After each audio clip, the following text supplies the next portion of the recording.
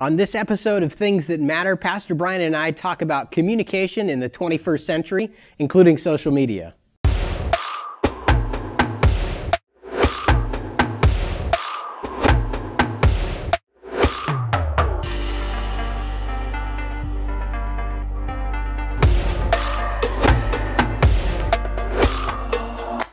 Welcome to Things That Matter. It's great to be with you. My name is Josh Taransky. This is Pastor Brian Brodersen of Calvary Chapel, Costa Mesa. We're going to be talking about something that matters tremendously in the church and as we try to fulfill our mission in the world, talking about communication. Going back to the early beginnings of the church, the way the gospel spread is through communicating and using the means that existed at that day to communicate. So, Jesus is speaking in public places, Paul's writing letters, and this conversation is going to lead into talking about social media and the use of social media, but communication is an important thing. Yeah, and it's often been pointed out how it was at a strategic time in history for communication that the gospel came. Rome was ruling the world. There was what was called the Pax Romana, the Roman peace, and the road system, and all of that lent itself to the gospel getting communicated. So there were these unique sort of avenues at the time, because the gospel was intended to go all the world. So Paul takes advantage of every one of those avenues. The apostles did that in their generation, and so in each successive generation, of course, the printing press was revolutionary. After everything was pretty much the same from the apostolic period all the way to the printing press, and then there was a revolution there. And now we're living in the time of a communications revolution as well. Yeah, we're kind of living in the wild west of social media because it's so new. It's 10 years old, but we're still learning when it comes to social media and communicating via the internet. We're still trying to get our hands around what we have and what is the protocol and how not to be offensive and how to behave well and use it for the gospel and present the gospel in the best light. So. Yeah. There's a lot that comes with talking about social media for pastors. You've embraced Twitter, Instagram, you're on Facebook now. Generally, you must think it's a good thing and fits in with ministry. Yeah, I do. I think there's obviously, built-in dangers to it. And I think the biggest danger is probably just the danger of distraction, that you could easily be distracted by it. And there's also the danger of maybe a personal ambition that you're trying to use social media to drive your own ambition. That can be an issue as well. But setting that aside, I think the positive elements of it outweigh those things. And as long as we're not off in those other wrong motives for using it or wrong practices with it, then I think we ought to utilize it the best way we can for the purpose of spreading the gospel. Yeah. So let's talk a little bit about how you've used Twitter for the last 5 years. I think it was 5 years ago that you asked me to actually start your Twitter account for you. Yeah. You had been using it to monitor kind of news updates from other people, other pastors, and you're like, I'm thinking about this. So we started your account, and right away a bunch of people started following you, and you're like, okay, I'm ready to go. I'm ready to start posting it. And now you've posted twice as many tweets, I think, that I have. So it's a natural fit for you, that platform. Yeah, I'm not raising little children at home, so if I was doing this many tweets with raising kids, I'd be in trouble. But I've got a lot of free time. So you used it to just share your life. You've shared pictures of ministry trips. You've even shared about exercising and quotes from different individuals. So let's talk a little bit about what you've been doing more recently, which is retweeting. And there's a few articles that you posted on your Twitter account that were helpful. One was this article by Michael Kruger addressing kind of a controversy that came up with Andy Stanley. I guess he had said something bizarre in one of his messages, and Michael Kruger pushed back, and you tweeted out that article. Yeah, and it was a good pushback. It was very gracious, but it was very, I think, biblically sound. And the issue was Andy Stanley had made comments to the effect that, people seem to be okay with Jesus. They don't really like the Bible. it's okay. We don't really need the Bible to proclaim Jesus anyway, so let's just present Jesus and leave the Bible out of it. I'm kind of oversimplifying what he said, but that was a bit of the gist of it. And Kruger just gave a good pushback, the obvious being that you can't really know Jesus apart from the Bible. You can't know that you know the real Jesus. And so I thought that was important. And what happens with me on social media, particularly on Twitter, is I will just go through and read a number of different articles, and some of them I think, wow, this is fantastic. I want to get this out to a broader audience. I mean, obviously the person I'm tweeting probably has many more followers than I do, but I have unique people that are following me, so I'm sending that out for their edification as well. So let's talk about it for you personally from a consumption side. So you're reading that Michael Kruger article. Yeah. Why is that of value to you in your life as a pastor? Yeah. Well, because generally speaking, articles are brief. They cover, topics that, I'm only reading articles that I'm interested in, right? So it's a topic that I'm interested in. I don't have the time maybe to read a full book on it or something like that. Or something just comes up and I go, oh yeah, I wondered about that. And so there's an article right there, and a lot of times it's good, concise information.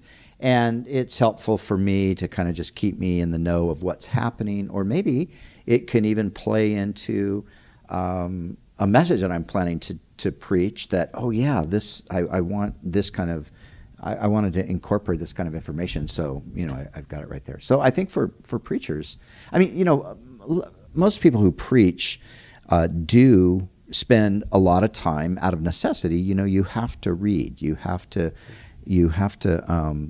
get information, and I think it's a kind of a simple way, an easily accessible to information. Yeah, for me. Yeah, it's a good feed. In fact, I think the statistics show that 40% of people that use Twitter are not even tweeting anything. Yeah. They're just reading the stuff that other people tweet. Yeah, and I'm kind of like that nowadays. I used to be a little more proactive in tweeting my own things, and I might again in the future. But for time's sake and all, I a lot of times what I do is I'm just looking at stuff, and sometimes it'll just be one quote. It's just a quote from like a Eugene Peterson quote.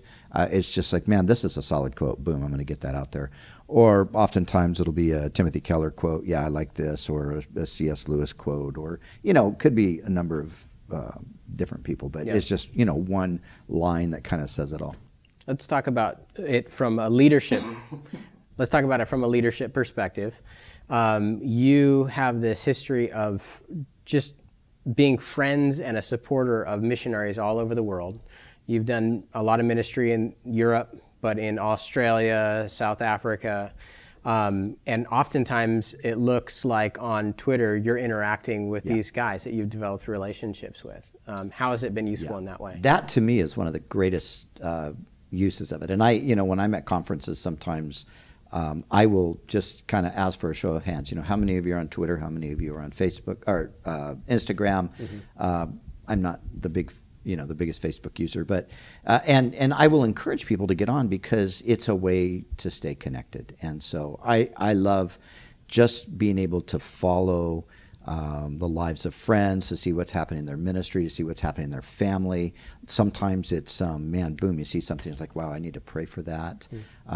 But then the cool thing is, as you kind of follow along people's lives, then when you do have those occasions when you get together, it's like, oh yeah, I remember this. I read that on your tweet, or I saw that picture. Tell me about that. That was amazing. So, I like that. It's just cool. It's a cool way to. Yeah. I think we live in a unique time, and of course, most of my life, none of this stuff existed. And the older I got, the less inclined I was to pick up a phone and actually call somebody and talk for a long time. So it's just a great way to stay connected, I think. Yeah. Okay, so let's say you're in the conference and you say to people, hey, you should consider getting on Twitter or Instagram. Who would you recommend that they follow? Who are some people that you enjoy reading from? Well, I follow, I follow a pretty diverse, I follow a lot of news stuff, so I follow CNN, I follow BBC, I follow, begrudgingly I follow Huffington Post just because they're so over the top. I always like to see how over the top people are, and they're the ones that will keep you in the now of just being the crazy left. But then, pastors that I respect their ministries, I look up to them. I think they've got good stuff to say, so I will follow guys like that. A number of apologists. I like apologetics, so I'll do that. And then, of course, a lot of times it's friends. I'm following people who are my friends. So and a lot of times they're putting out stuff that's great too. So I would just say, look for people to follow that are going to give the kind of information that you appreciate and that you want to assimilate and then pass on to other people. So Instagram's a little bit newer.